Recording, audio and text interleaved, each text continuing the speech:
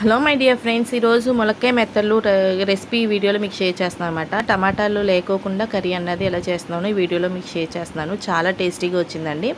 ముందుగా మనకు కావాల్సిన పచ్చిమిరపకాయలు, చిల్లీస్, అట్లాగే చింతపండు, అలాగే మనం శుభ్రంగా కడిగి పెట్టుకున్న మెత్తళ్ళు, అట్లాగే ములక్కాయలు మనకి కావాలన్నమాట. ఇవన్నీ ముందుగా రెడీగా పెట్టుకోవాలి. మంచిగా వాష్ చేసుకుని మొత్తం అంతా నీట్గా మనం రెడీగా పెట్టుకోవాలి. తర్వాత బాండీలో ఆయిల్ వేసుకుని దాంట్లో జీలకర్ర వేసుకుని కట్ చేసి పెట్టుకున్న ఆనియన్స్ వేసుకోవాలన్నమాట. Chillies, onions.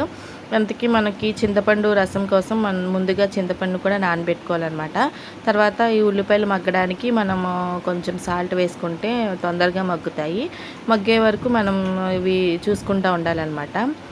మీడియం ఫ్లేమ్లో అయితే పెట్టుకుని మనం కుక్ చేసుకుంటే మంచిగా మొత్తం అన్నీ కూడా కుక్ అవుతూ ఉంటాయి. చాలా టేస్ట్ అయితే చాలా బాగుందండి. వీడియో ఎవరైతే చూస్తున్నారో వాళ్ళు లైక్ చేసి సబ్స్క్రైబ్ టు మై ఛానల్ అండి. అట్లాగే ఆనియన్స్ కొంచెం మగ్గిన పచ్చివాసన పోయిన తర్వాత దాంట్లోనే మనము శుభ్రంగా కడిగి పెట్టుకున్న ములక్కాయలు కూడా మనం వేసేసుకోవాలన్నమాట. ఇవి ఆయిల్లోనే వేసుకుంటే కొంచెం బాగా మగ్గుతాయి అన్నమాట. మనం పులుసు వేసుకున్న తర్వాత వేసుకోకూడదు.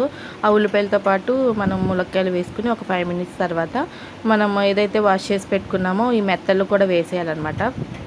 అప్పుడైతే మనకి ఆయిల్లో ఫ్రై అయ్యి టేస్ట్ అన్నది కూడా చాలా బాగుంటుంది. స్మెల్ అయితే కుక్ చేసేటప్పుడు వచ్చింది చాలా చాలా బాగుందండి. మీరు ఒకవేళ ఈ వీడియో ఎవరైతే చూస్తున్నారో అందరూ కూడా ఒకసారి ట్రై చేయండి ఇంట్లో. తర్వాత ఈ ఆనియన్స్ అలాగే ములక్కాయలు మెత్తళ్ళు కొంచెం ఫ్రై అయిన తర్వాత దాంట్లో మనం కొంచెం పసుపు అట్లాగే కారం వేసుకున్నాను.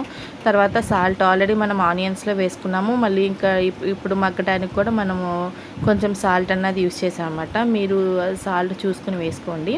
తర్వాత ఇది బాగా మనకి కొంచెం ఇవి కూడా ఒక 10 మినిట్స్ వరకు మనకి ఇవి ముక్కలకి కారం ఉప్పు పట్టేంత వరకు మనం కుక్ చేసుకోవాలన్నమాట. అప్పుడే మనకి ములక్కాయల్లో కూడా మనకి స్టఫ్ లాగా కారం ఉప్పు అంతా కూడా మంచిగా వెళ్తుంది.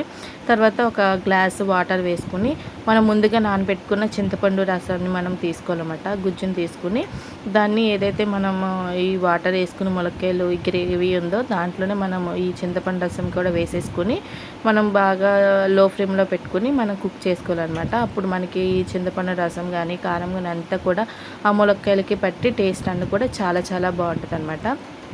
ఈ వీడియో చూసిన అందరూ కూడా ట్రై చేయండి, చాలా బాగుంది. ఇంకా టమాటాలు అన్నది యూజ్ చేయలేదన్నమాట. మనకి లాస్ట్కి వచ్చేసరికి ఇక చాలా దగ్గరగా నేను కుక్ చేశాను అనమాట. గ్రేవీ కొంచెం తక్కువగా పెట్టి టేస్ట్ కూడా చాలా బాగుంది. ఇది రైస్లో వేడివేడిగా మనం కలుపుకుని తింటే చాలా చాలా టేస్టీగా ఉందండి. తప్పకుండా ట్రై చేయండి. వీడియో చూసిన అందరూ కూడా సపోర్ట్ చేయండి, లైక్ చేయండి, షేర్ చేసి సబ్స్క్రైబ్ చేసుకోండి. పక్కనే బెల్ ఐకాన్ ప్రెస్ చేయడం మర్చిపోద్దు అనమాట. ట్రై చేసి చూడండి. థ్యాంక్ యూ ఫర్ వాచింగ్ అండి. Keep support.